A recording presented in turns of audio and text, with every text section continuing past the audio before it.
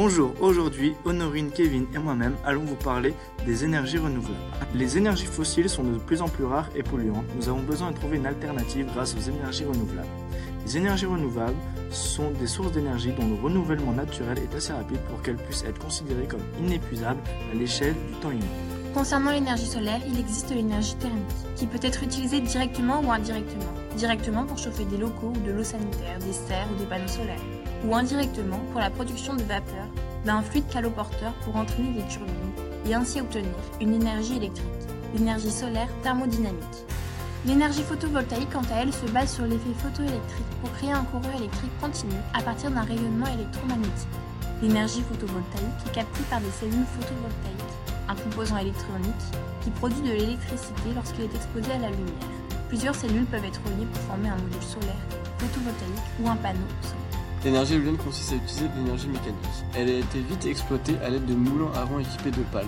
Ces moulins utilisent l'énergie mécanique pour actionner différents équipements. Aujourd'hui, ce sont les éoliennes qui prennent leur place. Les éoliennes transforment l'énergie mécanique en énergie électrique. Pour résoudre le problème d'espace, elles sont de plus en plus souvent placées en mer, ce sont les éoliennes offshore. L'énergie hydraulique la plus connue est celle des barrages. Cette énergie consiste à libérer l'eau et à faire tourner une turbine grâce à la vitesse de l'eau qui descend.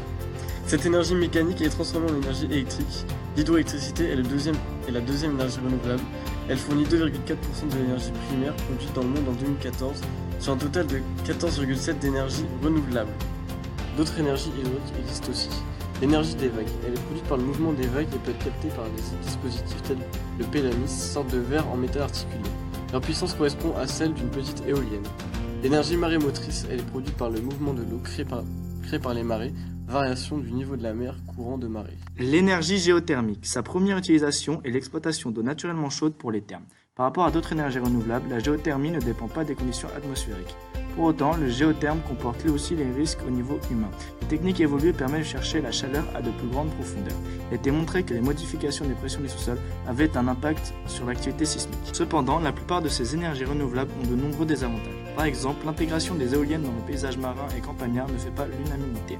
De plus, les barrages qui servent pour l'énergie hydraulique peuvent faire varier différents écosystèmes. En outre, ces énergies sont très coûteuses à installer et à entretenir contrairement à l'énergie nucléaire. C'est pourquoi il faut encore développer les énergies renouvelables. Created using Powtoon.